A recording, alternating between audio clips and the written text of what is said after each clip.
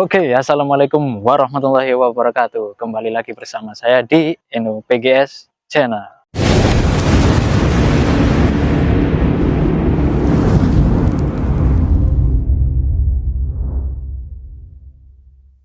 Pada kesempatan kali ini saya akan mereview aplikasi dari SJRC karya anak bangsa dengan nomor ID 3.7.6MW. Sebelum lanjut ke pembahasan berikutnya, perlu saya ingatkan, jangan lupa, jangan pernah skip video saya sampai habis. Dan seperti biasa, armada yang saya gunakan yaitu menggunakan F5S Pro Plus keluaran dari SJRC. Tanpa harus panjang lebar, kita langsung saja review aplikasinya dengan menggunakan armada F5S Pro Plus. Seperti apa cuplikannya? Check it out.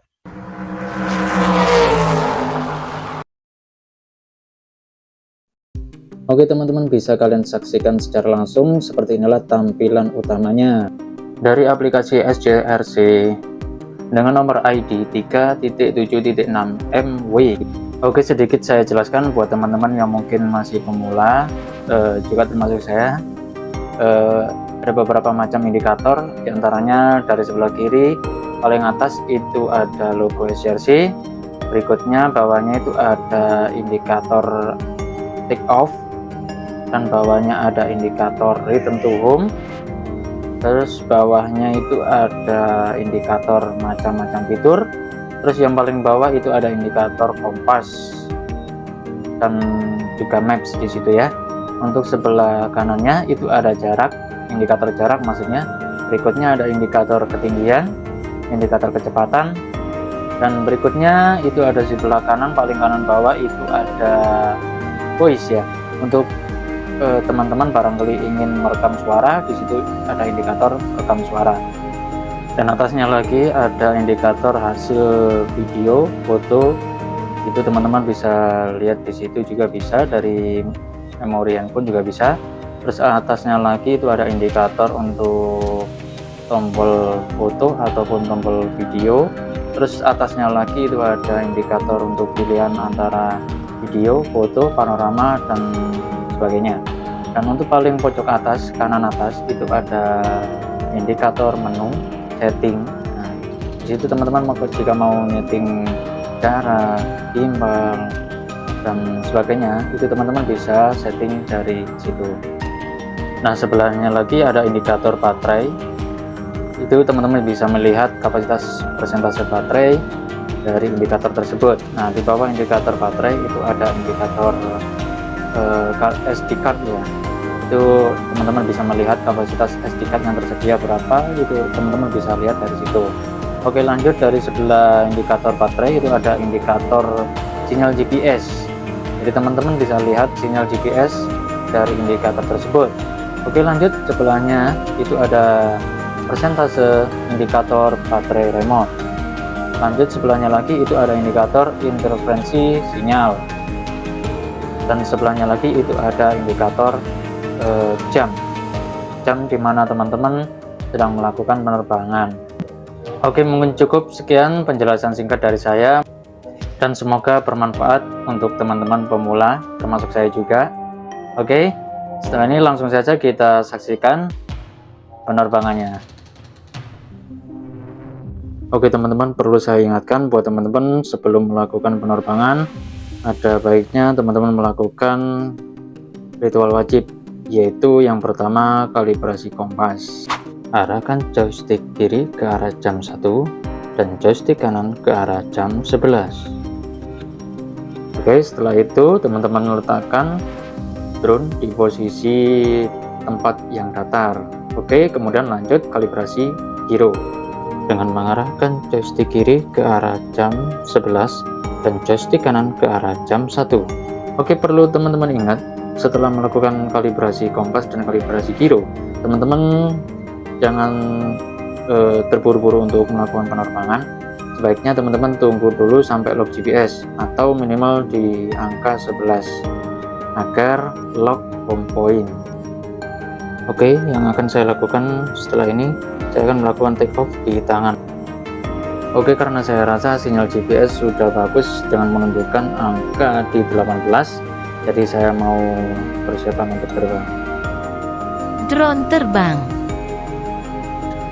Oke, perlu saya ingatkan juga buat teman-teman, perhatikan juga indikator sinyal interferensi. Apabila nilainya menunjukkan angka yang sangat tinggi, ada baiknya teman-teman hindari area tersebut, ataupun lebih baik teman-teman pindah tempat.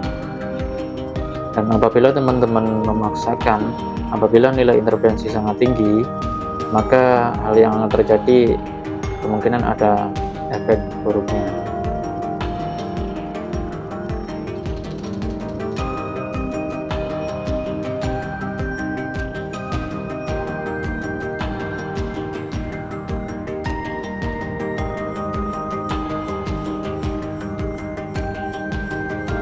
Mencapai batas jarak.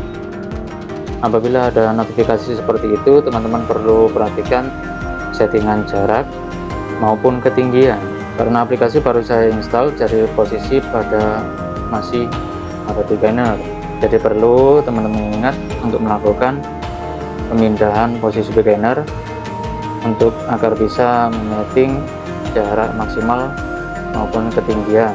Dan ingat disclaimer yang tertulis pada monitor bahwa teman-teman harus mematuhi undang-undang yang berlaku, yaitu ketinggian maksimal di angka 120 meter sesuai undang-undang yang berlaku.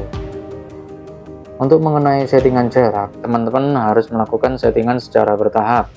Jadi teman-teman tidak boleh melakukan setting langsung mentok di angka 4000 ataupun 5000, karena nanti juga akan ada notifikasi seperti yang tadi. Maka teman-teman harus melakukan setting ulang. Maka perlu saya ingatkan, untuk masalah jarak, teman-teman harus men-setting secara bertahap. Contoh misalnya di jarak antara 2000, kemudian nanti kalau misalnya sudah mencapai angka 2000, teman-teman harus men-setting ulang, yaitu tahap berikutnya ke angka 3000, 4000, dan mungkin seterusnya. Kenapa saya anjurkan secara bertahap?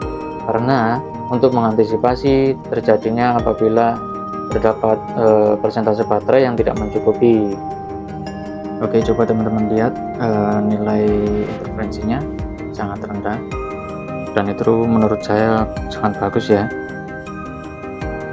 Untuk GPS lock di angka 29an. Oke, bagus sekali.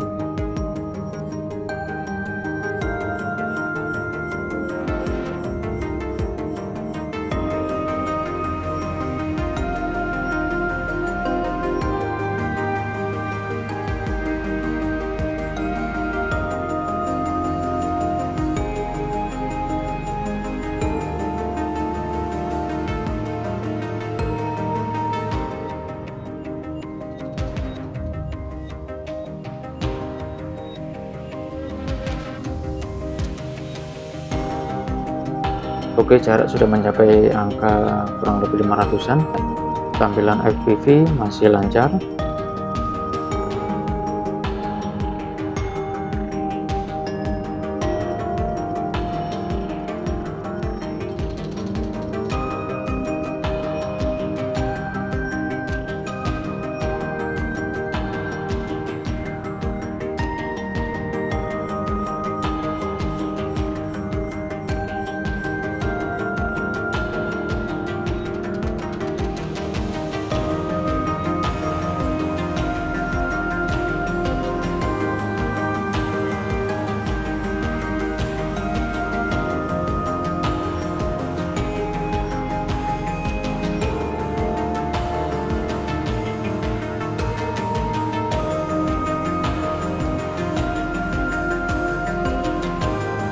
Mencapai batas jarak. Oke, seperti yang saya katakan tadi, jika ada notifikasi seperti yang barusan, teman-teman harus men-setting ulang jarak secara bertahap seperti yang saya bilang di awal tadi. Jangan lupa klik simpan jika sudah selesai.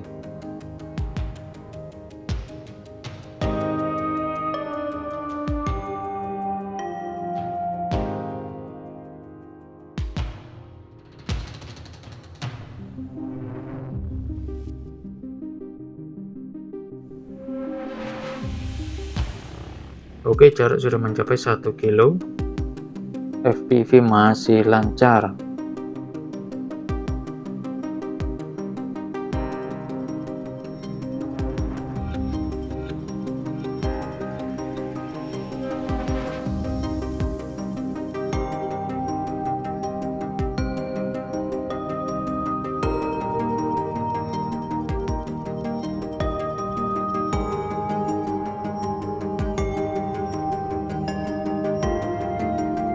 Perlu teman-teman ingat juga untuk memperhatikan kapasitas baterai.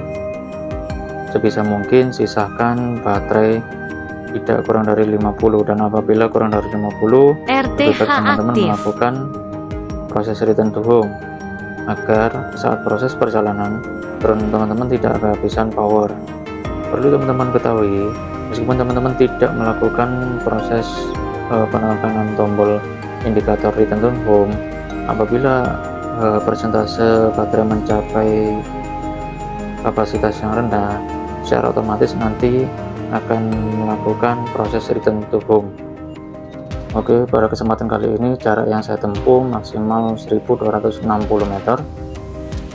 Untuk dari hasil analisa saya terkait masalah log GPS sudah bagus, terus interferensi oke lumayan, dan untuk tampilan FPV sangat bagus tanpa ada putus-putus. Untuk mengenai jarak, karena saya pengisian baterainya sudah beberapa hari yang lalu, kurang lebih 1 hari ke 2 hari yang lalu saya sudah charger, sudah melakukan pengisian, baru kali ini saya pakai, jadi otomatis kurang maksimal ya karena berkurang. Oke, kesimpulannya overall aplikasi dari SJRC dengan ID 3.7.6_MW sangat bagus sekali dan cocok untuk diaplikasikan ke ponsel saya, terutama dan penggunaan Armada SJRC F5S Pro Plus. Oke, perlu saya ingatkan buat teman-teman bagi yang ingin merasakan sensasi yang mungkin belum pernah dirasakan atau ingin memiliki aplikasi tersebut, teman-teman bisa join di grup WhatsApp yaitu grup SJRC Indonesia yang sudah saya sematkan di link deskripsi. Teman-teman bisa langsung join di situ. Jika video ini bermanfaat, teman-teman bisa subscribe, like, comment, and share.